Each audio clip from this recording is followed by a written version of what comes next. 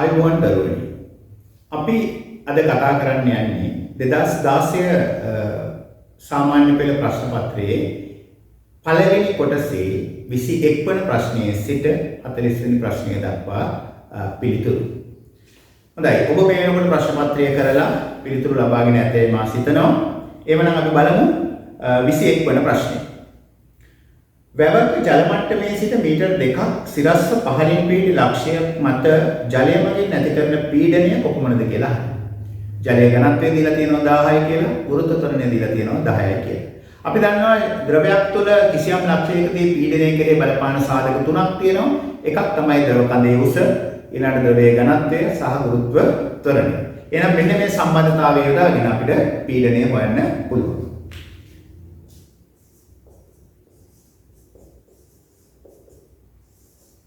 P සමානයි HdG නැත්නම් H rho G කියන සම්බන්ධතාවය පාවිච්චි කරන්න පුළුවන්. H දීලා තියෙනවා මීටර් 2යි කියලා, ජලයේ ඝනත්වය 1000යි කියලා දීලා තියෙනවා, ගුරුත්ව ත්වරණය 10යි කියලා දීලා තියෙනවා. එhmenan මේ ටික ගුණ කරන්න තියෙන්නේ. ගුණ කරපුවාම පිළිතුර වෙනවා 20යි 20000යි වර්ග මීටරයට නිව්ටන් නැත්නම් පැස්කල් කියලා ගන්න පුළුවන්. වර්ග මීටරයට නිව්ටන් 20000 කියන පිළිතුර එන්නේ. එhmenan මේ පිළිතුර තියෙනවා හතරවෙනි පිළිතුර. එවනම් මේක නිවැරදි පිළිතුර විදිහට කතා කරන්න තියෙන්නේ හතරවෙනි පිළිතුර. 22 වෙනි ප්‍රශ්නය. අමාලිගේ සම වියලි වන අතර ඇයගේ වැලමිට දණහිස ආදී ස්ථානවල කටුවෙනි විවිලි මතුවී ඇත. තවද ඇයගේ ඇස්වල මිටෝ ලප ඇත. අමාලි පෙළනුවේ පහත සඳහන් කුමන විටමින් A ඌනතාවයෙන්ද කියලා. අපි දන්නවා ඇස්වල මිටෝ ලප මතුවීම, රාත්‍රී අන්ධතාවය, ඇස්පෙනීමේ දුර්වලතා කියන දේවල් ගැන කතා කරනකොට මේ විටමින් A ඌනතාවය නිසා ඇතිවන තත්ත්වයක්. ඒ වගේම සමයේ තියෙන දුර්වර්ණ වීම සහ සමයේ ඔය දණහිස් වැලමිට ප්‍රදේශයේ කටුවෙන විවිලි මතුවෙන්නේ මේ විටමින් A ඌනතාවය සිද්ධ වුණා. එhmenan පළවෙනි පිළිතුර තමයි පිළිතුර විදිහට ගන්න තියෙන්නේ. විටමින් B කියන එක අපි දන්නවා බෙරිබෙරියා රෝගයට එහෙම නැත්නම් රක්තහීනතාවය වගේ තත්ත්වයන්ට බලපාන විටමිනයක්. විටමින් C කියන එක ශීතාද රෝගය නැත්නම් මිදුළු මස් දියවීම වගේ තත්ත්වයන්ට බලපාන රෝගයක්. විටමින් D කියන එක අපි දන්නවා රිකට්සියා නැත්නම් අස්ථි විකෘති වීම කියන තත්ත්වයට අදාළ වන විටමිනයක්. 23 වෙනි ප්‍රශ්නය. ප්‍රභා සංශ්ලේෂණය සම්බන්ධයෙන් පහත කුමන ප්‍රකාශය අසත්‍ය වේද කියලා. අසත්‍ය ප්‍රකාශය යයි. පළවෙනි පිළිතුර ප්‍රභා සංශ්ලේෂණය કૃතිම වශයෙන් සිදු කළ හැකි වේ. කතා කරන්න දෙයක් නැහැ. එhmenan ප්‍රභා සංශ්ලේෂණය මෙතෙක් නම් કૃතිමව නිෂ්පාදනය කරන්න පුළුවන් වෙලා නැහැ. එhmenan මේක අසත්‍ය ප්‍රකාශයක්. එහෙනම් පළවෙනි පිළිතුර තමයි නිවැරදි පිළිතුර විදිහට ගන්න තියෙන්නේ. බලමු ඊළඟ පිළිතුරු. දෙවෙනි එක ප්‍රභා සංශ්ලේෂණයේදී සූර්ය ශක්තිය රසායනික ශක්තිය බවට පරිවර්තනය කෙරේ. හරිනේ. සූර්ය ශක්තිය සූර්යාගේ ආලෝක ශක්තිය රසායනික ශක්තිය බවට පරිවර්තනය කළා ශාක තුළ රසායනික ද්‍රව්‍ය නිපදවීම සිද්ධ වෙනවා. එහෙනම් ඒක නිවැරදි. ප්‍රභා සංශ්ලේෂණයේ අතුරු ඵලයක් ලෙස ඔක්සිජන් වායුව නිපද වේ. අපි දන්නවා ප්‍රභා සංශ්ලේෂණයේදී කාබන් ඩයොක්සයිඩ් වායුව සහ ජලය උපයෝගී කරගෙන ග්ලූකෝස් සහ ඔක්සිජන් වායුව සාදන. ප්‍රධාන ඵලය වෙන්නේ ග්ලූකෝස්, අතුරු ඵලය ඔක්සිජන් වායුව. හතරවෙනි පිළිතුර ප්‍රභා සංශ්ලේෂණයේදී නිෂ්පාදනය වන ග්ලූකෝස් පිෂ්ඨය ලෙස පතර තුල తాවකාලිකව ගබඩා කෙරේ. හරිනේ. ඔබ දන්නවා ග්ලූකෝස් විදිහට ගබඩා කරලා තියන්න බෑ. ග්ලූකෝස් ජලයේ ද්‍රාව්‍ය වෙලා සෛලයේ සාන්ද්‍රණය වැඩි කරනවා. ඒ නිසා පිෂ්ඨය බවට පත් කරලා තමයි තැන්පත් කරන්නේ. ඒ තැන්පත් කරන පිෂ්ඨය පහසු වේලාවකදී සුක්‍රෝස් බවට පත් කරලා පත්‍ර වලින් පිටතට ගෙන යාම සිද්ධ කරනවා. එහෙනම් මේ පිළිතුරත් නිවැරදි. එහෙනම් නිවැරදි පිළිතුර විදිහට මෙතන කතා කරන්න තියෙන්නේ පළවෙනි පිළිතුර. 24 වෙනි ප්‍රශ්නය. ද්විලිංගික පුෂ්පයක දික්කඩක රූප සටහනක් පහත දී ඇත. ජායාංගයට හා පුමාංගයට අයත් කොටස් දෙකක් පිළිවෙලින් දැක්වෙන වර්ණය තෝරන්න. අන්න පුෂ්පයක් දීලා තියෙනවා මේ ප්‍රශ්න පත්‍රයේ ඇති මේක. බලන්න A කියලා කියන්නේ කලංකය. E කියලා කියන්නේ කීලය. D කියලා කියන්නේ ඩිම්බ කෝෂය. C කියලා කියන්නේ පරාගධානිය, B කියන්නේ සූත්‍රිකාව. ඒ කියන්නේ A, E, D කියන කොටස් ජායාංගයට අයිති කොටස්, C, E කියන කොටස්, C, B කියන කොටස් පුමාංගයට අයිති කොටස්. එහෙනම් අහන්නේ මෙතන ජායාංගයට හා පුමාංගයට අයත් කොටස් පිළිවෙලින්. එහෙනම් A එක සම්බන්ධ වෙලා තියෙනවා C පළවෙනි උත්තරේ. එහෙනම් ඒක නිවැරදි. A කියන්නේ ජායාංගයේ කොටසක්, C කියලා කියන්නේ පුමාංගයේ කොටසක්. ඒක නිවැරදි. දෙවෙනි එකේ B කියලා කියන්නේ පුමාංගයේ කොටසක්, D කියන්නේ ජායාංගයේ කොටසක් එනන් නිවැරදි නැහැ. තුන්වෙනි එක A කියන්නේ ජායාංගයේ කොටසක්, E කියන්නේ ජායාංගයේ කොටසක්මයි නිවැරදි නැහැ. හතරවෙනි එක C කියන්නේ පුමාංගයේ කොටසක්, E කියන්නේ ජායාංගයේ කොටසක්. එහෙනම් මේ දෙක මාරු වෙලා තියෙන්නේ. ඒකත් නිවැරදි නැහැ. එහෙනම් පළවෙනි උත්තරය තමයි නිවැරදි පිළිතුර වෙන්නේ. 25 වෙනි ප්‍රශ්නය. A රූපයේ දැක්වෙන පරිදි P වීදුරුව තුල Q වීදුරුව සිරවී ඇත. වීදුරු දෙක පහසුවෙන් වෙන් කර ඉවතට ගැනීම සඳහා පහත සඳහන් කුමන උපක්‍රමය සුදුසු වේද කියලා කියනවා. අපි ඉගෙන ගත්තා හිර වෙලා ඇති තියෙන දෙයක් ගලවා ගැනීම සඳහා තාප ප්‍රසාරණය කියන එක පාවිච්චි කරන්න පුළුවන් කියලා. මෙතනදී ප්‍රසාරණය සම්බන්ධ වෙන විශේෂ සිදුවීමක් තමයි ක්‍රියාත්මක වෙන්නේ. අපි දන්නවා මෙතනදී මේ වීදුරු එක වීදුරුවක් ප්‍රසාරණය වීමට ලක් වුණොත්, විශේෂයෙන්ම අපි කියනවා P කියන වීදුරුව ප්‍රසාරණය වීමට ලක් වුණොත් Q කියන වීදුරුව පහසුවෙන් ගලවා ගැනීම සිදු කරන්න පුළුවන්. එහෙනම් P වීදුරුව උණු ජල භාජනයක දාන්න ඕනේ. ඒක තවදුරටත් පහසු කරනවා Q කියන වීදුරුවට සිසිල් ජලය දැම්මොත් මොකද වෙන්නේ? ඒක සංකෝචනය වෙනවා. සංකෝචනය වීම නිසා තවදුරටත් මේ වීදුරු දෙක අතර හිඩැස වැඩි වෙලා තවත් පහසුවෙන් ගලවා ගැනීම සිදු කරන්න පුළුවන්. එහෙමනම් පිළිතුර වෙන්නේ දෙවෙනි පිළිතුර උණු ජලය දාන්න ඕනේ P වීදුරුවට, සිසිල් ජලය දාන්න ඕනේ Q වීදුරුවට. පිළිතුර 2. 26 වෙනි ප්‍රශ්නය. ශිෂ්‍යයෙකු විසින් කර ඇති පහත දැක්වෙන ප්‍රකාශ සලකන්න. A. කුමාලාසවනයේ භාවිතයෙන් කුරුදු කොළ වලින් කුරුදු තෙල් නිස්සාරණය කරගත හැකියි. හරිනේ. අපි දන්නවා කුමාලාසවනයේ මගින් තමයි සගන්ධ තෙල් නිස්සාරණය කිරීම සිදු කරන්නේ. කුරුදු තෙල් කියන්නේ සගන්ධ තෙල් වර්ගයක්. එහෙනම් ඒ නිස්සාරණය කිරීම කරනවා කුමාලාසවනයේ මගින්. ඒක නිවැරදි. B. භාගික ආසවනයේ භාවිතයෙන් බොර තෙල් වලින් පෙට්‍රල් ලබාගත හැකියි. භාගික ආසවනය කියලා කියන්නේ එකිනෙකට වෙනස් සංඝටක කිහිපයක් තියෙන ඒවායේ තාපාංක වෙනස් වෙච්ච අවස්ථාවකදී මේ සංඝටක වෙන් කර ගැනීම සිදු කරන ක්‍රියාදාමය. එhmenan බොර තෙල් වලින් භාගික ආසවනයෙන් තමයි අපි පෙට්‍රල්, භූමි තෙල්, ඩීසල්, ලිහිසි තෙල් මේ සියලු දේ ලබා ගැනීම සිදු කරන්නේ. එහෙනම් නිවැරදි. C කියන එක සරල ආසවනයේ භාවිතයෙන් ලිං ජලය මගින් ආශ්‍රිත ජලය ලබා ගත හැකියි. අපි දන්නවා ලිං ජලයේ විවිධ අපද්‍රව්‍ය මිශ්‍ර වෙලා තියෙන පුළුවන්, ලවණ වර්ග දී වෙලා තියෙන පුළුවන්. මේක පිරිසිදු ජලය ලබා ගන්න මේක සරල ආසවනයට ලක් කරනවා. ඒ කියන්නේ ජලයේ තාපාංකයේදී ජලය වාෂ්ප කරලා ඝනීභවනය කරලා පිරිසිදු ජලය ලබා ගැනීම තමයි සිද්ධ කරන්නේ. එහෙනම් ඒකත් නිවැරදියි. එහෙනම් පිළිතුර වෙන්නේ A B C සියල්ලම සත්‍ය වේ කියන හතරවෙනි පිළිතුර. 27 වෙනි ප්‍රශ්නය. පහත සඳහන් කුමන ප්‍රතික්‍රියාව උදාසීනීකරණ ප්‍රතික්‍රියාවක් වේද කියලා කියනවා. උදාසීනීකරණ ප්‍රතික්‍රියාවක් කියලා අපි කතා කරන්නේ අම්ලයක් බෂ්පයක් සමග ප්‍රතික්‍රියා කර ලවණයක් සහ ජලය සෑදීමේ ප්‍රතික්‍රියාව.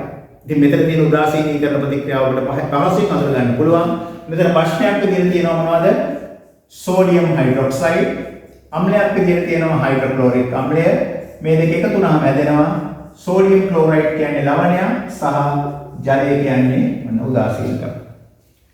අම්ලයක් බෂ්පයක් සමග ප්‍රතික්‍රියා කරලා ලවණ සහ ජලය සෑදීම නම් ඒක අපි කියනවා උදාසීනීකරණ ප්‍රතික්‍රියාවක් කියලා. එhmenan මේකේ නිවැරදි පිළිතුර වෙන්නේ තුන්වෙනි පිළිතුර තමයි නිවැරදි පිළිතුර වෙන්නේ. 28 වන ප්‍රශ්නේ. M නම් මූලද්‍රව්‍යයක කාබනේටයේ රසායනික සූත්‍රය M2CO3 වේ.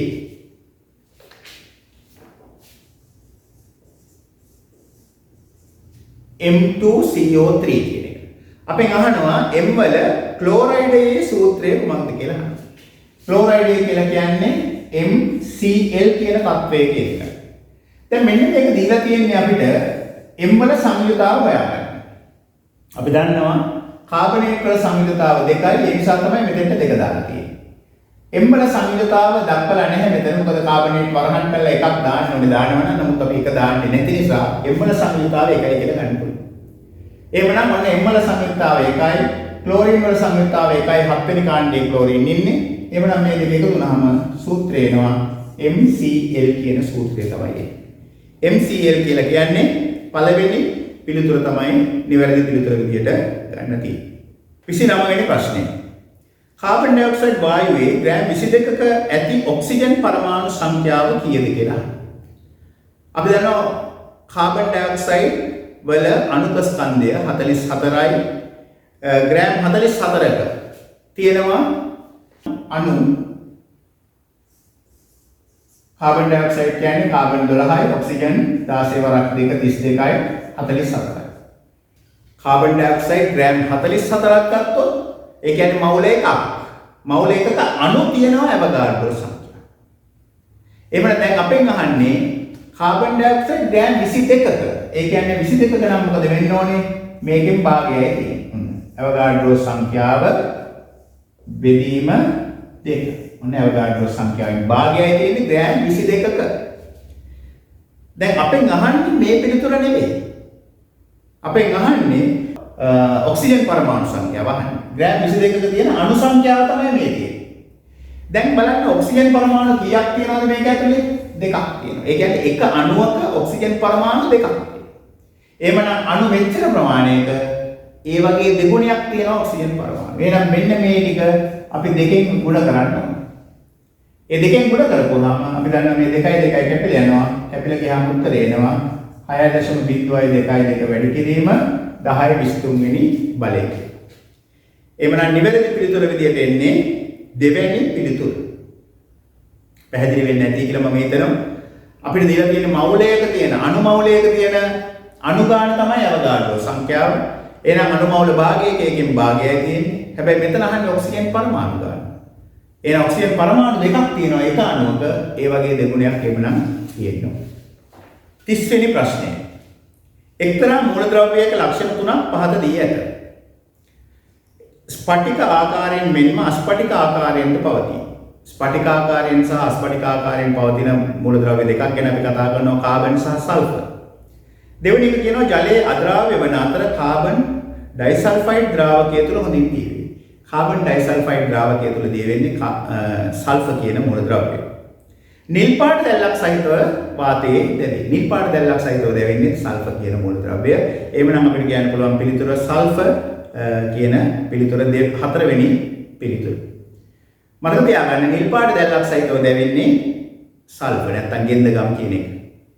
මැග්නීසියම් ලැබෙන්නේ දීප්තිමත් දැල්ලක් සහිතව දැවෙන්නේ. සෝඩියම් කහ පාට දැල්ලක් සහිතව දැවෙන්නේ. කාබන් ගිනි කුඹුරු ඇති කරමින් දැවෙනවා මිසක් කාබන් විශේෂයෙන් දැවීමක් ගැන කතා කරන්නේ නැහැ. හොඳයි. 31 වෙනි ප්‍රශ්නේ. ස්පර්ශව පවතින රළු පෘෂ්ඨ සහිත වස්තු දෙකක් අතර සීමාකාරී ඝර්ෂණ බලය. සීමාකාරී ඝර්ෂණ බලය කෙරෙහි බලපාන සාධක දෙකක් තියෙනවා අපි ඉගෙන ගත්තා. එකක් තමයි ගැටෙන පෘෂ්ඨවල ස්වභාවය. ඒ කියන්නේ පෘෂ්ඨවල රළු හෝ සුමට බව කියන එක.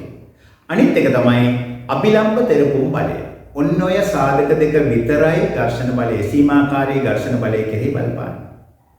මතක තියාගන්න අපි නිතරම කියනවා ගැටෙන පෘෂ්ඨවල වර්ගඵලය සීමාකාරී ඝර්ෂණය කෙරෙහි බලපෑමක් ඇති කරන්නේ නැත. එහෙමනම් ওই කරුණ ටික දන්නවනම් අපිට පැහැදිලිව උත්තරේ හොයාගන්න පුළුවන්. පළවෙනි කියනවා ස්පර්ශ පෘෂ්ඨවල වර්ගඵලය වැරදිනේ. දෙවෙනි එක අභිලම්බ ප්‍රතික්‍රියාව හා ස්පර්ශ පෘෂ්ඨවල ස්වභාවය මත. එන්නේ නම් ඒක නිවැරදි. තුන්වෙනි එකේ කියනවා ස්පර්ශ පෘෂ්ඨවල ස්වභාවය සහ වර්ගඵලය කියන දෙකම වැරදි. හතරවෙනි එකේ ස්පර්ශ පෘෂ්ඨවල වර්ගඵලය සහ අභිලම්බ ප්‍රතික්‍රියාව. ඒතර වර්ගඵලය කියන එක આવොත් ඒ කියන්නේ ඒක වැරදි පිළිතුරක්. එහෙනම් නිවැරදි වෙන්නේ අභිලම්බ ප්‍රතික්‍රියාව හා ස්පර්ශ පෘෂ්ඨවල ස්වභාවය මත තමයි රඳා පවතින්නේ. 32 වෙනි ප්‍රශ්නය. සඳ මතු පිටදී ගුරුත්වජ ත්වරණය පොළවේ මතු පිටදී අගයෙන් 6න් එකකි. පොළව මතු පිටදී ගුරුත්වජ ත්වරණය 10 ms දෙක නම් ස්කන්ධයේ කිලෝග්‍රෑම් 60ක් වන ගගනගාමීකුගේ බර සඳ මතු පිටදී කොපමණ විය හැකිද කියලා. දැන් මේ ගගනගාමියාගේ ස්කන්ධය පොළව මතු පිටදී කිලෝග්‍රෑම් 60යි. ස්කන්ධයේ කිලෝග්‍රෑම් 60යි නම් අපි බර කියලා කියන්නේ කොච්චරද? මේක 10න් වැඩි කරනවා. එහෙනම් නිව්ටන් 600. මේකේ සම්බන්ධතාවය මතක ඇති ඔබට W සමානයි mg කියන සම්බන්ධතාවයෙන් ගන්න. m කියන්නේ කිලෝග්‍රෑම් 60යි, g කියන්නේ 10යි. එහෙනම් නිව්ටන් 600. මේ කතා කරන්නේ පොළොව මත පිටදී.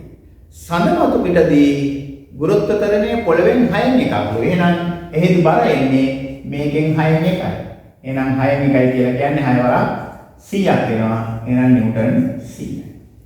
ඔන්න සඳ මත පිටදී බර නිව්ටන් 100ක් විදියට තමයි ගන්න තියෙන්නේ. පැහැදිලිද? ඒ කියන්නේ තුන්වෙනි පිළිතුර තමයි නිවැරදි පිළිතුර විදියට සලකන්නේ. 33 වෙනි ප්‍රශ්නය. ජලයේ මවුල 10ක් තුල සෝඩියම් හයිඩ්‍රොක්සයිඩ් මවුල 2ක් දිය කළ විට ලැබෙන ද්‍රාවණයේ සෝඩියම් හයිඩ්‍රොක්සයිඩ් මවුල භාගය හොයන්න. මොකද කියන්නේ ජලයේ මවුල 10ක සෝඩියම් හයිඩ්‍රොක්සයිඩ් මවුල 2ක් තියෙනවා. මවුල භාගය කියන්නේ මොකද්ද? සෝඩියම් හයිඩ්‍රොක්සයිඩ් මවුල ගාන බෙදීම මුළු මවුල ගාන. ඔන්න මවුල භාගය. එහෙනම් මවුල භාගය ගන්න පුළුවන් අපිට මොනවද? සෝඩියම් හයිඩ්‍රොක්සයිඩ් මවුල භාගය.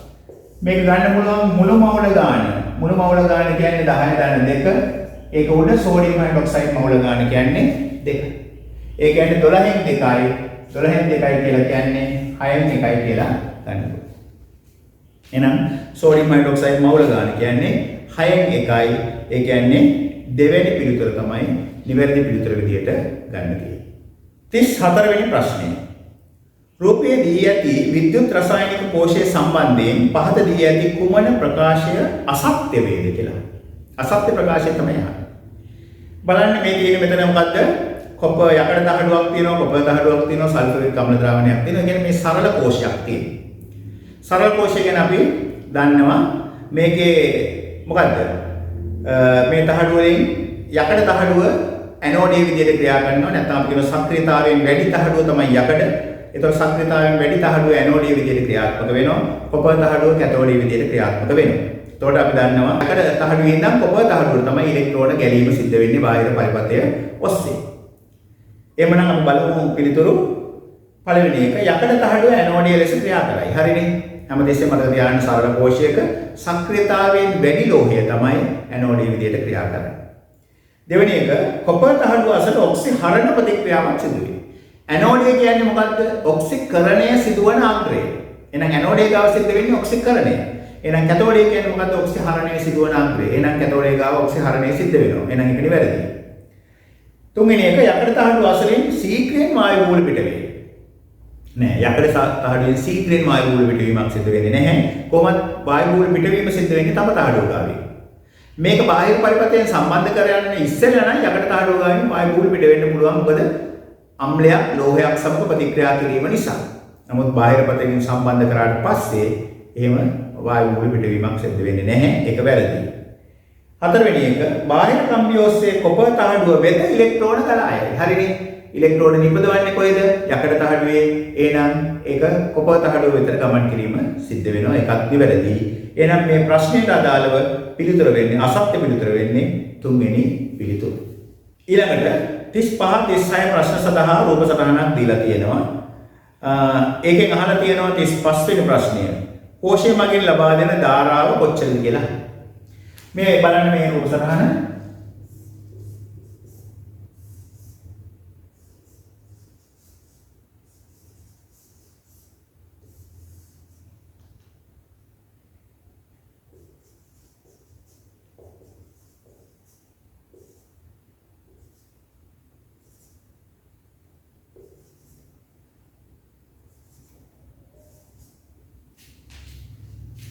මෙන්න මේ වගේ රූප සටහනක් ඔබට දීලා තියෙනවා.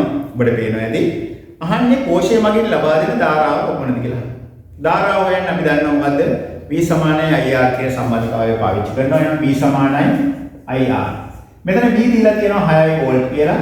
I තමයි අපෙන් අහන්නේ කොච්චරද කියලා. R අපි දන්නේ නැහැ. මෙතන දීලා තියෙන්නේ සමාන්තරගත ප්‍රතිරෝධ දෙකක් තියෙනවා. අපි ඊට පෙරත් කතා කරලා තියෙනවා සමාන්තරගත ප්‍රතිරෝධ වල සමක ප්‍රතිරෝධය එක ප්‍රතිරෝධයක අගිය බෙදීම ප්‍රතිරෝධ ගාණයෙන් ලබා ගන්න පුළුවන්. ඒ කියන්නේ ඒක 9යි ඕම් කියලා එනවා. ඕම් 9යි. එහෙමනම් මෙතන එනවා මොකද්ද? මේකට 9 කියන එක දාන්න පුළුවන් මෙතන. ඒ දැන් I හොයන්න නම් මොකද කරන්නේ? මේ දෙපැත්තම අපි දන්නවා 9න් බෙදෙනවා. 9න් බෙදෙනකොට I වෙනවා මොකද්ද? 2 බෙදීම 3යි ඇම්පියර් කියන පිළිතුර. 2 බෙදීම 3යි ඇම්පියර් කියන්නේ දෙවෙනි පිළිතුර තමයි නිවැරදි පිළිතුර විදියට ගන්න තියෙන්නේ. පැහැදිලිද? 36 වෙනි ප්‍රශ්නය. SP ඍජු සන්නායක කොටස හරහා ගලා යන ධාරාව I නිසා SP වටා චුම්බක ක්ෂේත්‍රයක් ඇති වේ. චුම්බක ක්ෂේත්‍රයේ දිශාව නිවැරදිව දැක්වෙන්නේ කුමන පිළිතුරේද කියලා. මෙන්න මේ SP හරහා ධාරාව ගලනවා. කොහේ ඉඳලා කොහෙද දෙන්නේ ධාරාව අපි දන්නවා. මෙතන ධනාංගයේ ඍණාංගය නම් මෙන්න මේ පැත්තට තමයි ධාරාව එන්නේ. ඔන්න ඒ ධාරාව නිසා මේක වටා ඇති වෙන චුම්බක ක්ෂේත්‍රයේ දිශාව තමයි හොයන්නේ. අපි දන්නවා සන්නායකයක් තුලින් ධාරාවක් ගැනීමේදී ඒ වටා චුම්බක ක්ෂේත්‍රයක් හට ගන්නවා කියලා. ඒ හටගන්න චුම්බක ක්ෂේත්‍රයේ දිශාව හොයාගන්න මැක්ස්වෙල් කියන විද්‍යාඥයා නීතියක් ඉදිරිපත් කරා. මොකද්ද? කස්කුරුප්පු නීතිය කියලා. කස්කුරුප්පු නීතියදී කියන්නේ මොකද්ද? කස්කුරුප්පුවක් කරකැවීමේදී එහි තුඩ ගමන් කරන දිශාවට ධාරාව ගලනවා නම් කස්කුරුප්පුව කරකැවෙන දිශාවට චුම්බක ක්ෂේත්‍රය පිළියෙල වේ කියලා කියනවා. ඔන්න නේද? ඔය වගේම ඊට වඩා පහසු නීතියක් ඉදිරිපත් කරා ඇම්පියර් විසින්. මේකට අපි කියනවා සුරත් නීතිය කියලා නැත්නම් දකුණත් නීතිය කියලා කියනවා.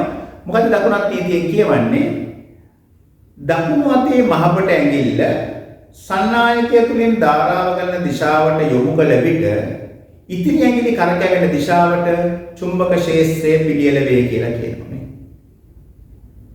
එහෙමනම් දැන් අපිට මේකේ බලන්න පුළුවන් SP හරහා ධාරාව ගලන්නේ පහළට මේ විදිහට. එහෙනම් ඇඟිලි කරකැවෙන්න ඕනේ මේ පැත්තට. එහෙනම් මෙන්න මේ පැත්තට තමයි මේක වඩා ක්ෂේත්‍රය පිළියෙල වීම සිද්ධ වෙන්නේ. මෙන්න මේ පැත්තට තමයි ක්ෂේත්‍රය පිළියෙල. එහෙමනම් ඒ පිළිතුර මෙතන නිවැරදිව තියෙන්නේ මොකද්ද? S සිට P දක්වා ධාරාව එනවා. ක්ෂේත්‍රය මේ පැත්තට කැරගෙනවා. එහෙනම් හතරවෙනි පිළිතුර තමයි නිවැරදි පිළිතුර විදියට ගන්න තියෙන්නේ. 37 වෙනි ප්‍රශ්නය. රූපයේ දැක්වෙන පරිදි සුමට පෘෂ්ඨයක් මත තබා ඇති ඒ වස්තුව සලකන්න. ඒ මත නිව්ටන් 15 හා x නිව්ටන් තිරස් බල දෙකක් රූපයේ දැක්වෙන පරිදි ක්‍රියා කරයි. වස්තුව x බලයේ දිශාවට 10ක සංප්‍රයුක්ත බලයකින් චලිත වේ නම් x වල අගය කොච්චරද කියලා. මෙන්න මේ තියෙන වස්තුව මේක තිරස් පෘෂ්ඨයක් මත තියලා තියෙනවා. මේක මත ක්‍රියාත්මක වෙනවා නිව්ටන් x කියන බලයක් ක්‍රියාත්මක වෙනවා. ඒ වගේම මේ පැත්තට ක්‍රියාත්මක වෙනවා නිව්ටන් 15ක බලයක්.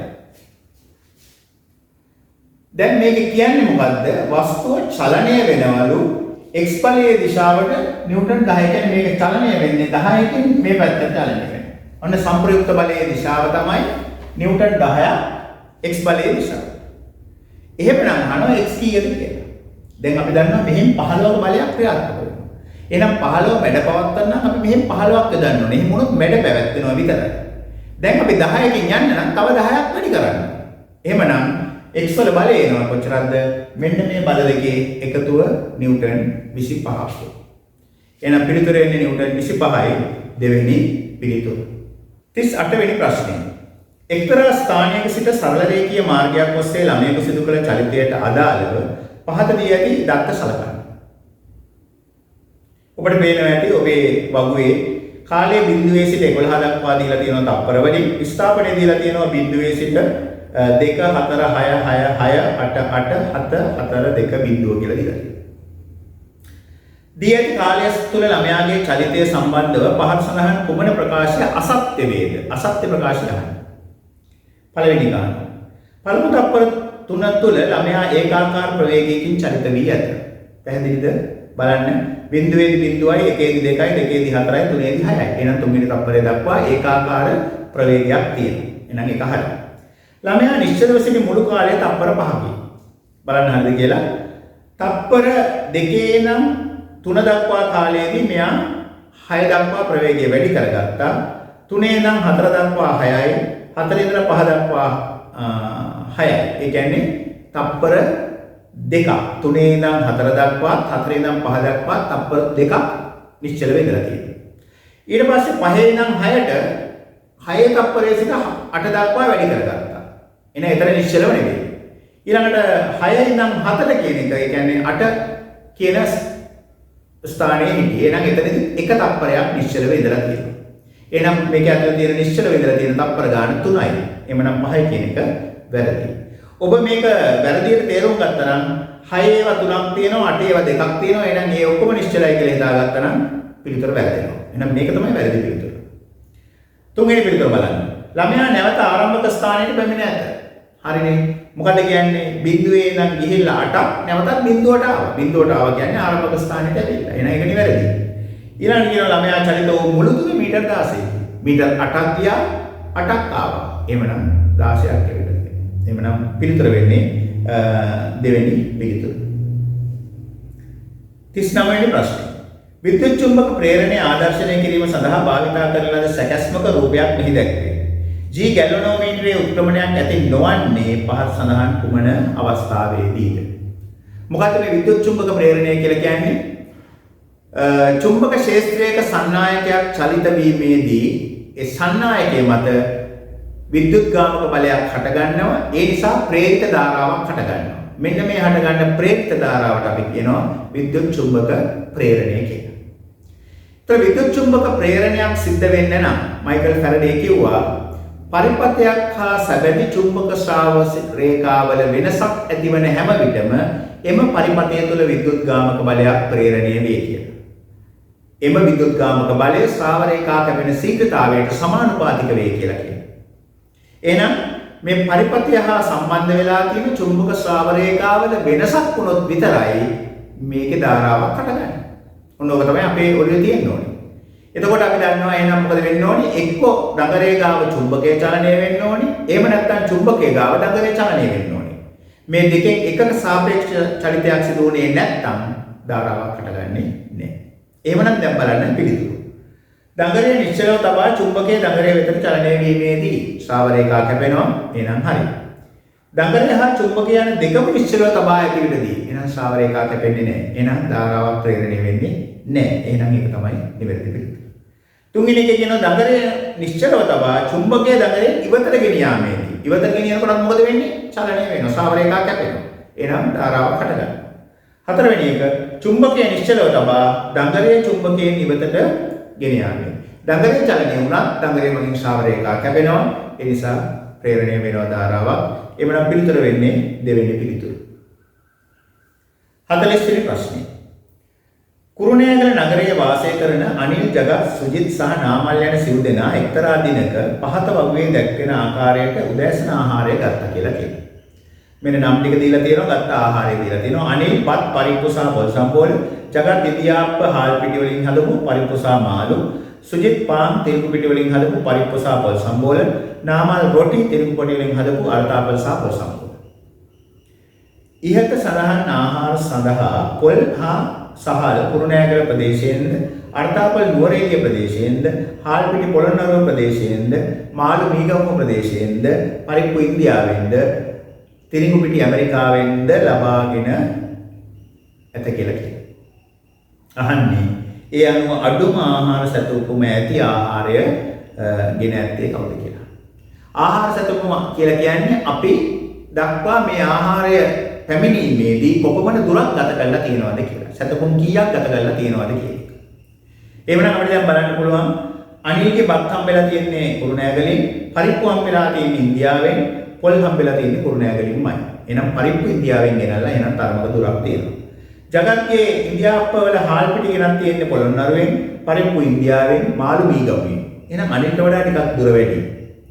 සුජිත්ගේ පාන් ගෙනල්ලා තියෙන්නේ තිරිඟු පිටි වලින් ඇමරිකාවෙන්. නාමල්ගේ ගත්තොත් රොටි හදලා තියෙන්නේ තිරිඟු පිටි වලින් ඒවා ගෙනල්ලා තියෙන්නේ ඇමරිකාවෙන්. එhmenan මේ දෙකම ඇමරිකාව කියන එක ගොඩක් දුරින් පිටලා තියෙන්නේ. එහෙනම් අපිට එතනින්ම අතාරින්න පුළුවන් මේ දෙක. එහෙම නැත්නම් මේක පරිප්පු ව්‍යංජනය කියන එක අවස්ථා තුනක තියෙනවා. පරිප්පු ගෙනල්ලා තියෙන්නේ ඉන්දියාවෙන්. එතකොට හැබැයි නාමල්ගේ හොදි අරගෙන තියෙන අර්ථාපල් ගෙනල්ලා තියෙන්නේ නුවරඑළියෙන්. ඒ නිසා අපිට අර්ථාපල් නුවරඑළියෙන් ගෙනාව නිසා නාමල්ගේ ආහාර සැතපොම සුජිත්ට වඩා අඩුයි කියලා කියන්න පුළුවන්. එහෙනම් අඩුම එක්කෙනා කවුද? අනිල්. අනිල්ගේ ආහාර සැතපොම තමයි අඩුම ආහාර සැතපොම. ඒ කියන්නේ පළවෙනි පිළිතුර තමයි නිවැරදි පිළිතුර වෙන්නේ. හොඳයි. එහෙනම් ඔබ දැන් පළවෙනි ප්‍රශ්න 40 සාකච්ඡා කරලා තියෙනවා අපගේ මේ පළවෙනි සහ දෙවෙනි වීඩියෝ දෙක ආධාර කරගෙන. ඒවයි ගැටලු ඔබට නිරවුල් වෙන්නේ නැති කියලා මම හිතනවා. එහෙමනම් අපි ඊළඟට ව්‍යුහගත රචනා කොටසේ ප්‍රශ්න වලින් හමු වෙමු. ආයුබෝවන්.